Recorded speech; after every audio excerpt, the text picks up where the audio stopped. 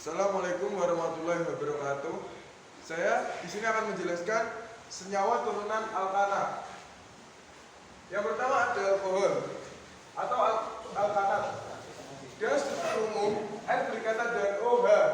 Rumus umumnya CnH2n plus 2O. Yang kedua ada ether atau alkoksi alkana. Dia struktur umum N berikatan dengan O berikatan dengan R. Dan rumus umumnya CnH2n plus 2O. Ada aldehida atau alkanal. Dia struktur umum N berikatan dengan C berikatan secara rangkap dengan O, C berikatan dengan H. Struktur rumus umumnya CnH2n H2NO. Yang keempat ada keton atau alkanon. Dan struktur umumnya N berikatan dengan C berikatan secara rangkap dengan O, C berikatan dengan R. Rumus umumnya CnH2NO. Yang kelima ada asam karboksila atau asam alkanoat. Dan struktur umum N berikatan dengan C berikatan secara rangkap dengan O, C berikatan dengan OH. Dan rumus umum CnH2NO. Yang keenam ada ester atau alkil alkanoat. Dan struktur umumnya N berikatan C berikatan dengan secara rangkap dengan O, C berikatan dengan OR. Dan rumus umumnya CnH2NO2. Yang ketujuh ada haloalkana atau alkil halida. Dan struktur umumnya N berikatan dengan X. Rumus umumnya CnH2n plus X. Sekian dari saya, terima kasih. Tata nama senyawa turunan alkana. Yang pertama, kita identifikasi dulu gugus fungsi tersebut. Apakah termasuk alkohol, ether, ester, aldehid, ataupun yang lain. Yang kedua, kita cari rantai induknya, yaitu rantai terpanjang yang mengandung gugus fungsi. Yang ketiga, penuliskan nomor, dimulai dari salah satu ujung dari yang terdekat dengan gugus fungsi. Yang keempat, menuliskan nama, dimulai dengan nama cabang, kemudian nama rantai induk. Yang kelima, cabang-cabang sejenis digabung dan dinyatakan dengan awalan di, tri, tetra, dan seterusnya. Penulisan cabang yang berbeda diurutkan sesuai dengan urutan abjad.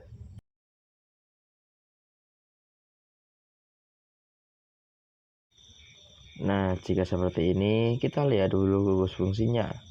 Karena ini ada OH, jadi termasuk ke dalam senyawa alkohol. Nah, lalu kita cari rantai induknya, yaitu rantai terpanjang. Lalu kita beri penomoran pada rantai induk tersebut, dimulai dari yang paling dekat dengan gugus OH.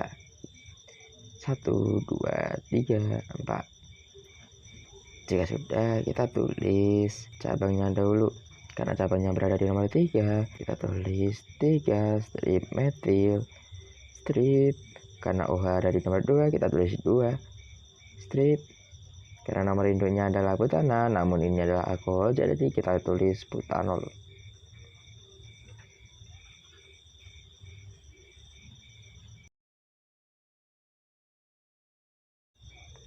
Nah, seperti tadi kita lihat dulu gugus fungsinya. Karena ini ada O yang mengikat alkil di dua sisinya, jadi termasuk ether. Nah, lalu kita lihat terlebih dahulu. Di sisi kiri O hanya terdapat C yang berjumlah 1. Sedangkan di sisi kanan ada C yang berjumlah 3. Karena di sisi kirinya lebih sedikit, jadi kita jadikan sebagai alkoksi. Dan yang banyak, yaitu sisi kanan O, kita jadikan alkana. Lalu kita beri penomoran pada gugus alkana, dimulai dari yang paling dekat dengan gugus alkoksi. Karena ini sama, jadi kita bisa mulai dari kanan ataupun dari bawah. kita tulis 1, 2, 3. Jika sudah, kita beri nama pada gugus alkoksinya terlebih dahulu. Karena berada di nomor 2, kita tulis 2. Lalu karena C-nya hanya berjumlah 1, dan karena gugus alkoksi, jadi kita tulis 2 metoksi. Nah, lalu lanjut pada alkananya. Karena berjumlah 3 C-nya, jadi kita tulis saja langsung propana.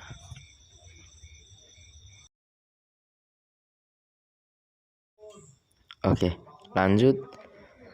Di sini kita lihat dulu gugusnya. Karena ada C berikatan rangkap dengan O dan berikatan dengan H, maka bisa dipastikan bahwa itu termasuk senyawa aldehid.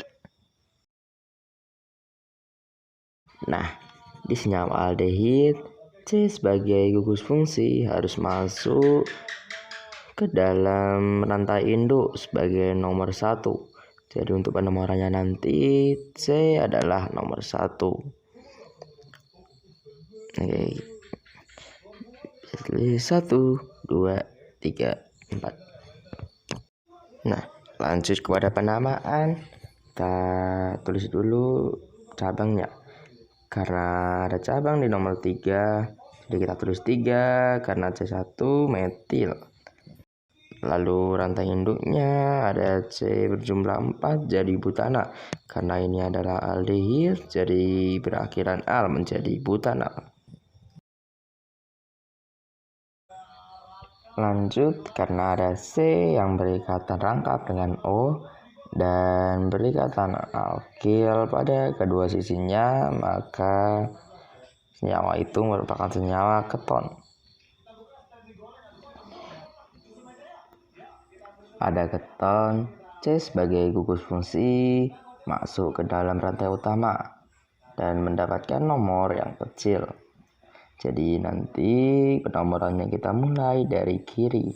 1, 2, 3, 4. Nah, lalu untuk penamaannya, karena di sini O berada pada nomor 2, kita tulis dulu 2 strip. Lalu karena ada C berjumlah 4 menjadi butana. Namun karena ini keton berakhiran on menjadi butanon.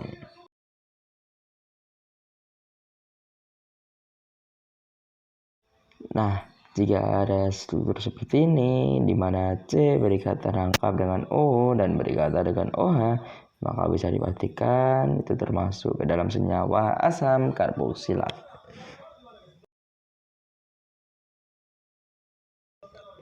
Dalam asam karboksilat, C sebagai gugus fungsi harus masuk ke dalam rantai utama sebagai nomor 1.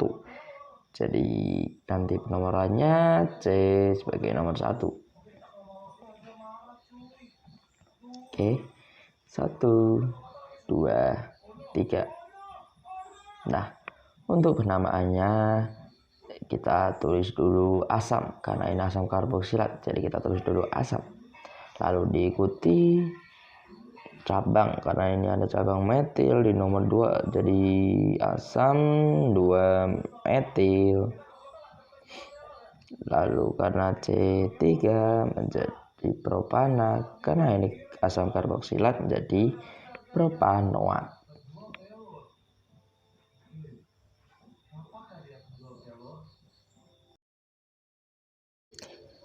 Nah, jika ditemui ada C yang mengikat rangkap dengan O dan mengikat O secara tunggal, maka bisa dipastikan itu termasuk ke dalam senyawa ester. Nah, setelah itu kita tentukan akilnya dulu. Akil yang kanan yang berikatan dengan O, karena C-nya ada 2, kita tulis etil. Lalu di kiri dimulai dari C gugus, kita tulis alkanoat. Penomorannya dimulai dari C gugus. Jadi 1, 2, 3. Untuk penamaannya kita tulis dulu etilnya. Etil. Lalu karena pada alkanoat C-nya ada 3, Jadi kita tulis propanoat.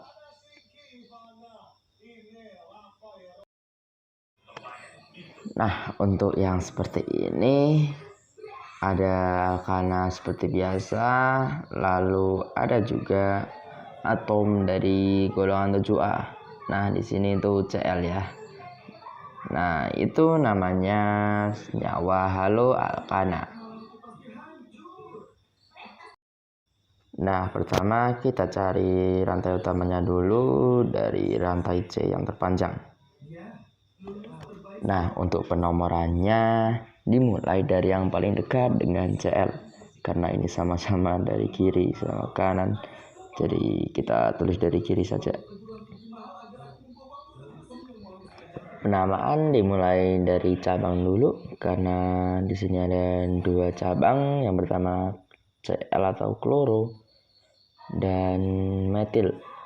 Karena K lebih awal daripada M, jadi kita tulis dulu 2 kloro,